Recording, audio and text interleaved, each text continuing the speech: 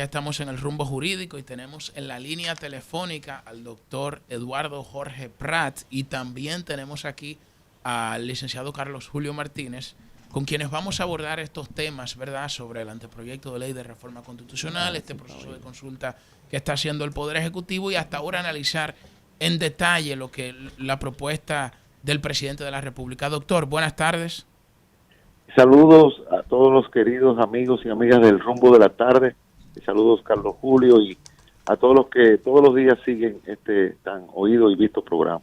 Muchas gracias. Bueno, doctor, quisiéramos que usted nos ayude a comprender este proyecto que presentó el presidente de la República, lo relativo a la modificación constitucional, de establecer el artículo 124 dentro de las cláusulas pétreas de la Constitución, de lo de el Ministerio Público Independiente. Queremos primero conocer una panorámica general.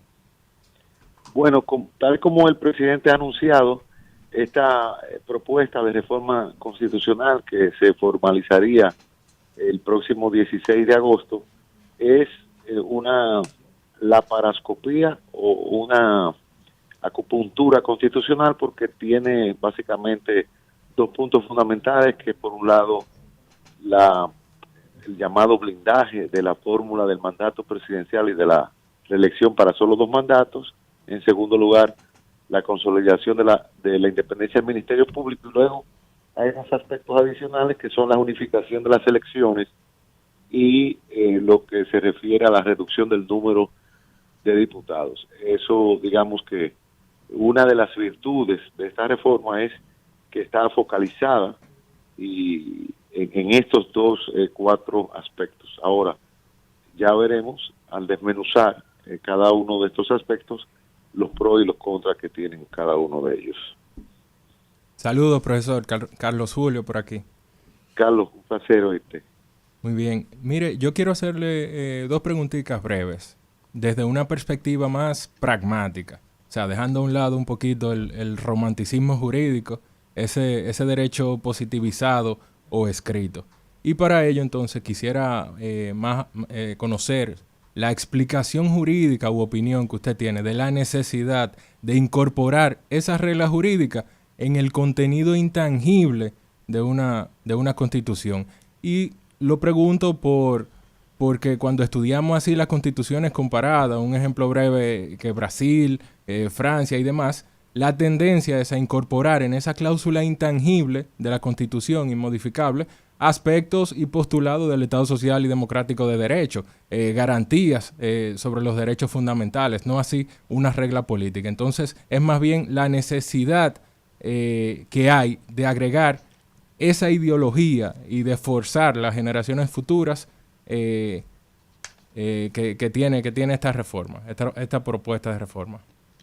Yo pienso, Carlos, que desde la perspectiva de quienes afirman que la mayoría de las reformas constitucionales dominicanas han sido precipitadas o propulsadas por un afán de cambiar las reglas del mandato y la reelección presidencial, se justificaría endurecer de algún modo la reforma de este mandato y de la modalidad de elección por solo un periodo consecutivo adicional. Ahora, de ahí a que eso deba ser incorporado en la cláusula pétrea o de intangibilidad, hay un gran trecho, porque hay también la fórmula de poder decir que cuando se trate de la modificación del mandato presidencial o de la reelección por un periodo más consecutivo, se requiere un referéndum a posteriori. En este sentido, también en la fórmula que vimos en la reunión de ayer en el Palacio Nacional, se establecía que cualquier cambio en relación a los mandatos presidenciales, etcétera, no aplicaban para los incumbentes, que es otra fórmula también de minimizar los daños que ocurren con las reformas oportunistas. Pero digamos que desde mi punto de vista, yo entiendo que la fórmula que tenemos es la fórmula correcta y que, bueno, depende mucho de del pacto político y de apegarnos a esas reglas. Pero las constituciones tampoco pueden ser tan rígidas que impida su modificación, ni tan flexibles que se modifiquen como una ley cualquiera. Eso es lo que podríamos decir. Sí, Otro punto que yo saqué a relucir también en el día de ayer, porque yo fui el primero que agoté un turno para preguntas o comentarios, es que yo entiendo que al consagrarse la cláusula de intangibilidad en el título relativo a las reformas constitucionales, se trataría de una reforma del procedimiento de reforma, y por lo tanto se requeriría también un referéndum aprobatorio. Hay, sin embargo, quienes entienden que la cláusula de intangibilidad no es una regla de reforma, sino que establece un aspectos, contenidos que no pueden ser modificables. Ahora, como tú señalas, Carlos, es cierto que la fórmula en nuestra historia, ni Trujillo la cambió, siempre ha contenido los principios básicos de la democracia constitucional, democrático, representativo, gobierno civil, republicano, y en este sentido la alternabilidad en el poder o la prohibición de reformar la cuestión de la reelección sería una derivación del principio republicano, pero en principio tu crítica es válida y yo en gran medida la comparto. Sí, finalmente de mi parte, profesor Prats, por el principio de aplicación directa e inmediata de la Constitución, ante esta reforma estaríamos ante una nueva Constitución, o sea, sin que arrastre los efectos y consecuencias de los preceptos constitucionales anteriores. ¿Es necesario el transitorio y qué valor jurídico usted le otorga a dicha disposición? Yo estoy dentro de la minoría de juristas que entiende que el transitorio no es necesario porque la Constitución no produce un reseteo de la Constitución. Sin embargo, como la gran mayoría de los juristas y hasta gran parte de la jurisprudencia entiende que se produce este reseteo, pues usar artículos transitorios para evitar que alguien quiera circunnavegar la aplicación de la reforma, yo creo que es válido. Sí. Julio Ernesto Martínez, de este lado, hay algunas informaciones resaltando que mucha gente apoya que se reduzca el número de legisladores en diferentes sondeos. Y pues Eduardo Jorge Prats, hay unas declaraciones que dice que rechaza que se reduzca el número de congresistas, si quisiéramos escuchar las razones. Y otra confusión es si una modificación automáticamente habilitaría al expresidente Danilo Medina. Julio, yo entiendo que la reducción del número de legisladores parte de unos prejuicios antipolíticos que entienden que nuestra democracia cuesta demasiado, que es un desperdicio de dinero, celebrar elecciones, financiar a los partidos. Y yo entiendo que eso está mal, porque la democracia cuesta y debemos asumir ese costo. Y no es justo que ya existiendo un tope en la propia Constitución, ahora se reduzca el número de representantes. En esto yo me suscribo al secreto masón. Mientras más entran, más son. Es decir, mientras más diputados, hay más representantes por número de habitantes. Yo creo que eso es positivo. Una democracia más cercana. Esto obligaría a reducir los diputados en muchas demarcaciones. Eso va a implicar un costo político. Yo dudo, a pesar de la supermayoría legislativa, que la Cámara de Diputados, como parte de la Asamblea Revisora, se haga ese harakiri, aunque esa es mi percepción, yo no soy Walter Mercado, pero yo no creo que eso va a ser positivo para la democracia. Yo creo que hay muchas maneras de reducir los gastos en el erario público. Yo creo que se puede realizar reducción de la publicidad estatal, de la nómina de los entes públicos, etcétera. Yo no creo que hay que adoptar esa amputación de nuestro órgano legislativo. No favorezco eso, ni tampoco favorezco ideas como la de que haya una sola cámara, etcétera. ¿Danilo queda habilitado o no con una modificación? Yo entiendo que no. Yo entiendo que está todavía cubierto por el artículo transitorio. Doctor. Es que no hay tal reseteo. Doctor, Susi Aquino Gotró de este lado. Tengo una duda y es que luego de la reunión ayer con los juristas, el consultor jurídico del Poder Ejecutivo, Antoliano Peralta, comentamos esta información más temprano, dijo que el proyecto de reforma puede variar en forma si la razonabilidad se impone. Nosotros nos preguntábamos a qué se refería, qué quiso decir. No sé si usted puede aclararnos un poco. Yo pienso que realmente se ha convocado un proceso de consulta pública que comenzó con un sondeo por WhatsApp que lanzó el propio presidente. Luego se ha producido esta reunión con un grupo de más de 50 juristas.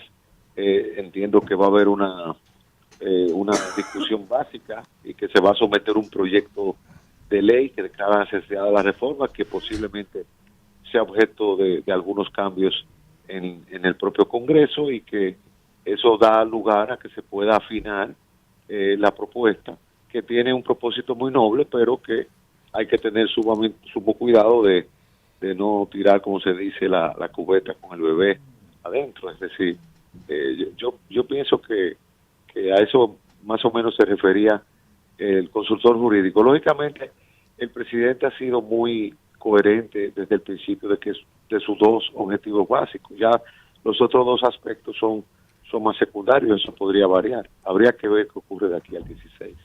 Doctor Ernesto Jiménez, de este lado, un placer poder conversar con usted. Saludos, Ernesto.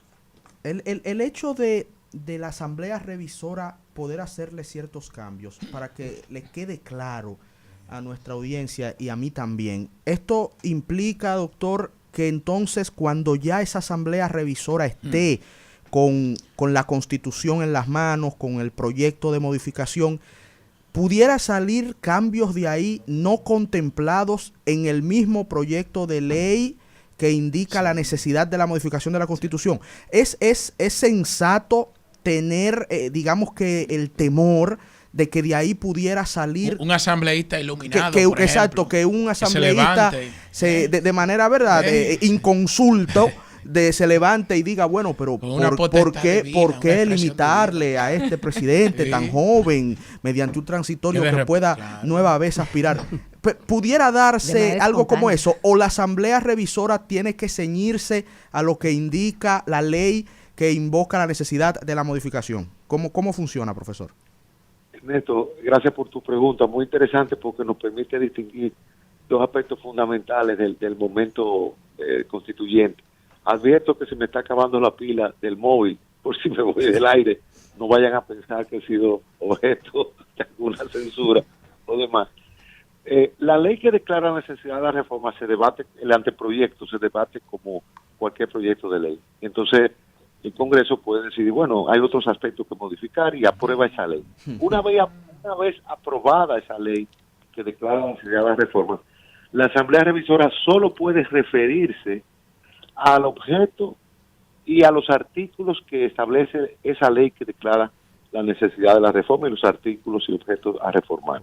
Okay. Ahora, esa es mi opinión, pero la mayoría de la doctrina jurídica y parte de la jurisprudencia dominicana entiende que la Asamblea Revisora es soberana. Yo creo que no. Yo creo que es un poder constituido que está sujeto a la ley que declara la necesidad de la reforma. Por eso se aprueba esa ley, porque si la Asamblea fuera libre, no se aprobara esa ley que es la que enmarca y encuadra el desplegar del poder de reforma, que no es poder constituyente, es un poder constituido que se llama poder de reforma en manos de una Asamblea Revisora.